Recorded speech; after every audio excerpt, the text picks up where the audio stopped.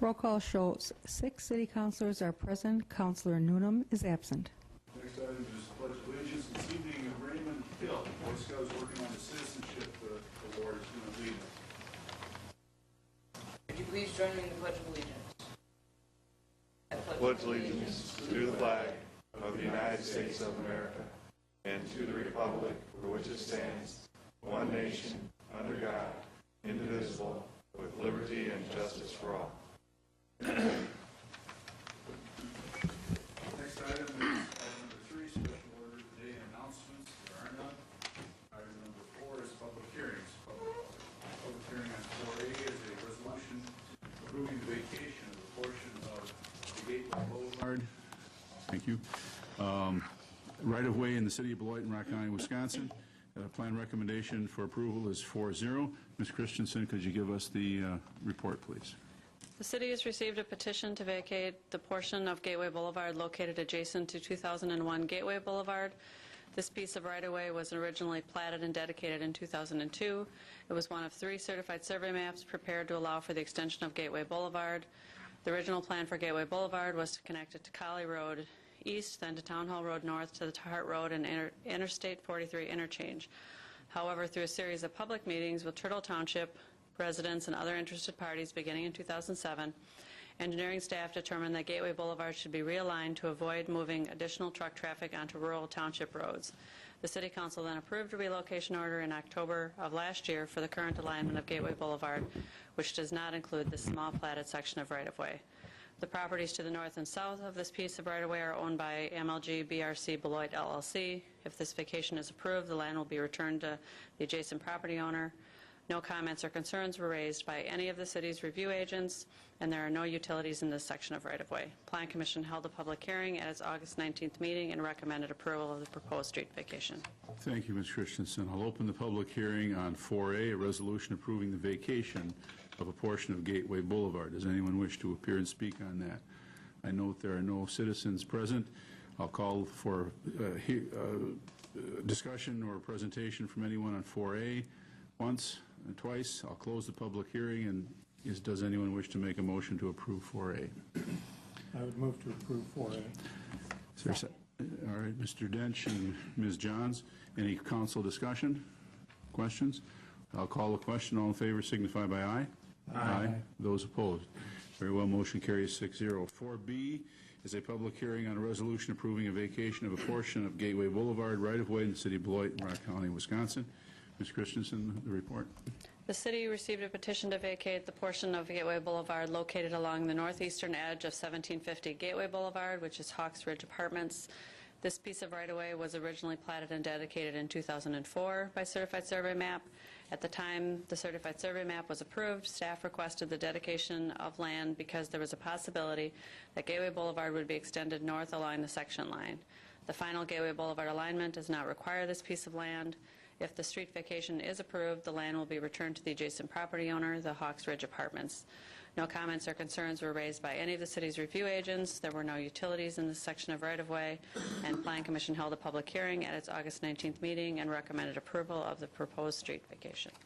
Thank you, Ms. Christensen. I will open the public hearing on 4B, a resolution approving a vacation of a portion of Gateway Boulevard right-of-way in the city of Beloit, Rock County, Wisconsin.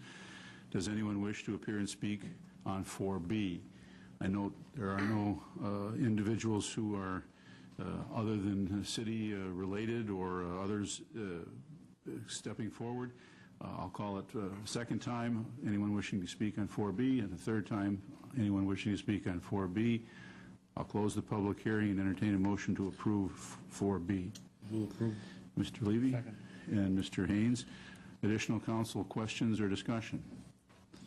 All right, I'll call the question. All in favor signify by aye. Aye. Those opposed? Very well, motion carries 6-0.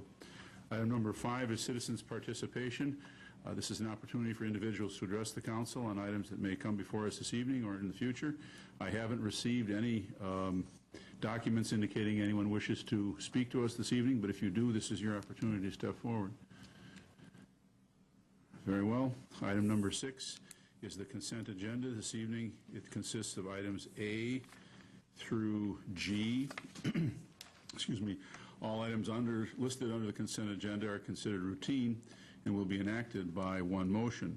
There will be no separate discussion of these items unless the council member so requests, in which event the item will be removed from the general order of business and considered at this point on the agenda. First of all, do any councilors wish any items on the consent agenda removed? Very well. I'll entertain a motion to approve item agenda 6, the consent agenda. I move to approve the consent agenda. I'll second. Mr. Haynes and Ms. DeForest, all in favor signify by aye. Aye. Those opposed. Very well, motion carries 6-0. Item number 7 is ordinances. There are none. Item number 8 is appointments. Again, there are none. Item number 9 is councilor activities and upcoming events. Ms. Johns, can you lead us off, please? Absolutely. Thank you, Mr. President. I just wanted 2 things real quick. On the 24th of August, I attended the Business and Education Summit over at Beloit Memorial High School and quickly learned of the various programs that have come from the summit. Additionally, I found it very beneficial to meet with the teachers and hear their perspectives on the challenges that they face in the school district. And my hat's off to those that educate our children, because I, for one, appreciate everything that they do, and I don't think that they get the gratitude that they deserve.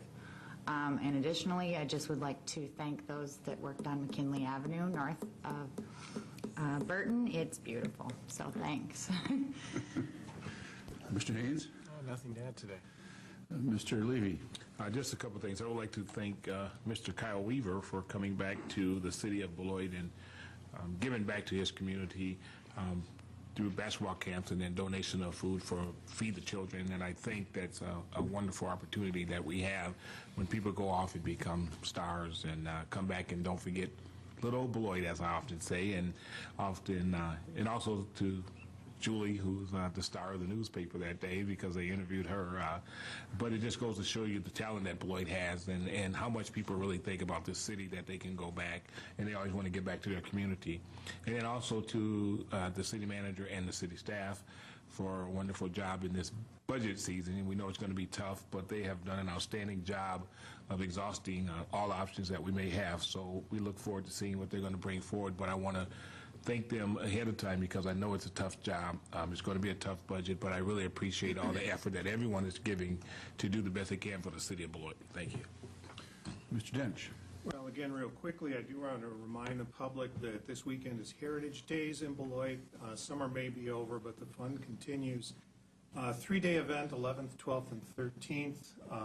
There are over 20 events that are going on celebrating the heritage of our community. One of my favorites, one I would encourage people to take part in, are the cemetery tours of Oakwood Cemetery by local lawyer and historian Bill Bolgren.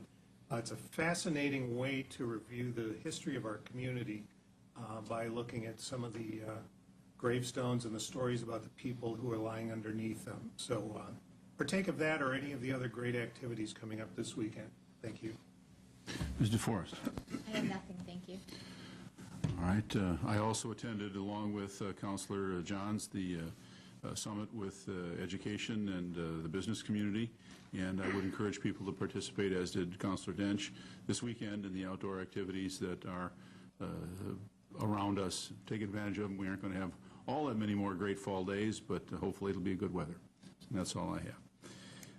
Item number 10 on the agenda is the city manager's presentation. There is none this evening. Item number 11 is reports from boards and city officers. 11A is a resolution approving an amendment to the 2009 paratransit service contract with Rock County. Mr. Botts, can you give us the presentation, please, sir? I do beg your pardon. We are going to have a lot of nice fall weather until early December so we can get all these construction projects done. Yeah, and the snow budget won't allow anything else. Yeah, okay, I'm sorry. Yeah, you're right. It won't snow until January 1st. Okay. Before you have a resolution to amend the agreement that the council previously approved, what happened with this agreement was that the Rock County's corporate council had some concerns about how the Medicare, Medicaid billing that the council had to do, or that the county had to do, needed to be reviewed and adjusted. It does not have any effect on our costs for the services that the county is providing to us. We're paying the same rate, but they just had to adjust how the table looked in the agreement. So it made it easier for those guys to justify their billing for Medicaid and Medicare. So it has no adverse effect to us. It just helps their needs to explain how this program is going to be used for their billing purposes for paratransit services.